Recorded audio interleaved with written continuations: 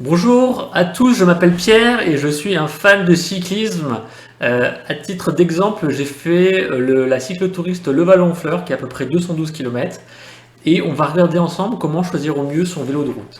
Alors, les premières choses à savoir, c'est déjà il faut un petit peu évaluer le type d'utilisation que vous comptez avoir avec votre vélo de route. Déjà, quand on dit vélo de route, il y a tout ce qui est vélo de route, donc ça c'est pour rouler sur du béton. Et puis après, il y a d'autres familles qui sont plutôt gravel, cyclocross, avec des pneus et des roues un peu plus larges. Et le but, ça va être de rouler ici sur des chemins off-road. Et puis après, la troisième partie, ça va être triathlon. Et là, le but, c'est d'avoir un vélo aérodynamique dans lequel vous allez rouler seul et pas forcément en peloton. Si on parle de vélo de route, il faut déjà vous poser la question dans quel type de terrain vous allez vouloir faire du vélo de route. Est-ce que c'est plutôt un terrain plat et à ce compte-là vous voulez avoir le plus de puissance et le plus de vitesse possible, ou est-ce que c'est plutôt un terrain un peu vallonné, ou encore est-ce que c'est un terrain montagneux et à ce compte-là vous allez devoir privilégier un vélo très léger et puis avec une cassette adaptée. Donc ça, c'est la première question à vous poser. Ensuite, on découle directement la notion de cadre. C'est-à-dire, en fait, il y a deux types de cadres, deux types de technologies. Il y a le cadre en aluminium et le cadre en fibre carbone. Alors, aluminium, c'est tout ce que vous retrouvez en général sur les vélos en dessous de 1000 euros. C'est le matériel de cadre le moins cher qui existe sur le marché. Du coup, donc il n'est pas très cher. Enfin, c'est un matériel qui est un peu moins cher, mais par contre, il est un peu plus lourd. Contrairement au carbone, du coup, qui est beaucoup plus léger en comparaison. En général, les vélos Tour de France qui sont à 8-9 kg, ce sont toujours des vélos en fibre carbone. Par contre, le carbone, il a un inconvénient. Alors, il absorbe mieux les chocs, c'est-à-dire on ressent moins la vibration quand on fait du vélo. Mais par contre, si vous chutez avec, si vous le cassez, ça va être très compliqué de le réparer, voire irréparable, et vous devrez carrément changer de taille de cadre. Donc ça, c'est le premier point. Après, il y a la notion de taille de cadre. Ça va être en fonction de votre taille et la taille également de entre vos pieds et le niveau de votre entrejambe. Donc chaque constructeur, en fait, ils ont des tailles qui sont spécifiques. Donc il va falloir mesurer votre taille complète et la taille de votre entrejambe. Et puis du coup, vous allez aller sur la grille de chacun des constructeurs et du coup, vous pourrez voir la taille qui sont le plus adaptées. Ensuite, dans les autres choses qui sont importantes pour choisir au mieux son vélo de route, c'est la notion de transmission. En gros, il y a tout ce qui est pédalier et cassette. Donc là, on va parler à la fois du système de pédalage et le système de vitesse arrière avec les plateaux et les pignons. Voilà. Sachant que par exemple, on peut parler d'un plateau de 50. Donc quand on parle de plateau de 50, c'est un plateau qui a 50 dents. Et pareil, quand on dit un plateau 50-34, donc ça va y avoir un plateau de 50 dents, enfin le grand plateau, et le petit plateau qui en aura 34. Pareil pour les pignons arrière qui vont vous permettre de changer les vitesses. En général, il y a 8, 9, 10, 11 ou 12.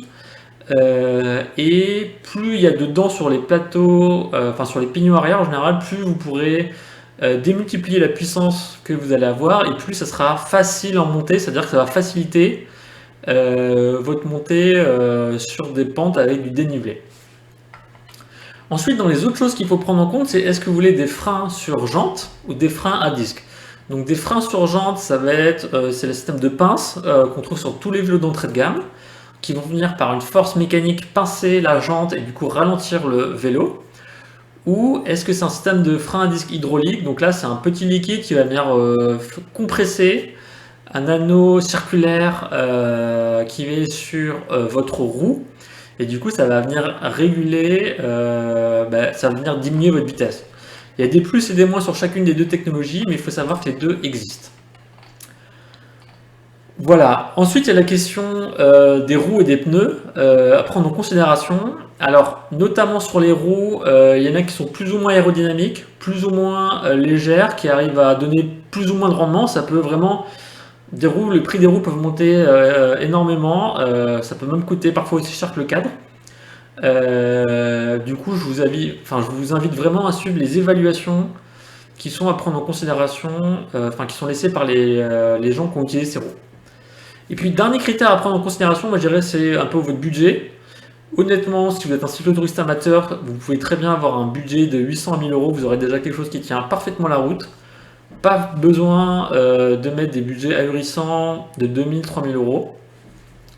Je pense qu'avec un vélo à 800 euros, déjà vous pouvez faire plaisir. Et même en montée, si vous avez un plateau, une cassette arrière adaptée, ça va être très bien.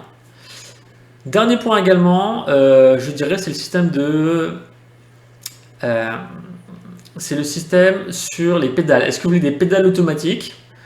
Ce qui est d'ailleurs recommandé parce qu'en fait, vous allez gagner environ 15 à 30% de puissance par rapport à des pédales où on pose tout simplement le pied sur la pédale. Pourquoi? Parce qu'en fait, quand vous allez remonter votre pied, bah, vous allez du coup mettre de la puissance également, vous allez embarquer avec vous la pédale et du coup vous allez donner une puissance également en remontant et du coup bah, ça va vous faire gagner de la force. Alors évidemment il faut s'entraîner un petit peu à déchausser au début et puis mettre ses cales comme on dit. Au début on peut un petit peu chuter et puis il y a des petites techniques pour arriver à s'entraîner. Mais moi en tout cas je l'utilise maintenant et je pense que tous les cyclistes le font et je ne verrai pas ne pas l'utiliser. Voilà. Pensez également à tous les accessoires de sécurité, notamment une chambre à air de rechange, et puis un petit kit pour pouvoir, si vous crevez, changer tout ça. Et puis également un casque, c'est extrêmement important de l'avoir avec vous.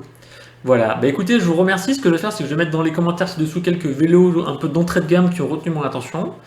N'hésitez pas à poser vos questions dans les commentaires ci-dessous, et puis également, n'hésitez pas à vous abonner à ma chaîne. Voilà, je vous remercie et je vous souhaite une excellente journée. Au revoir.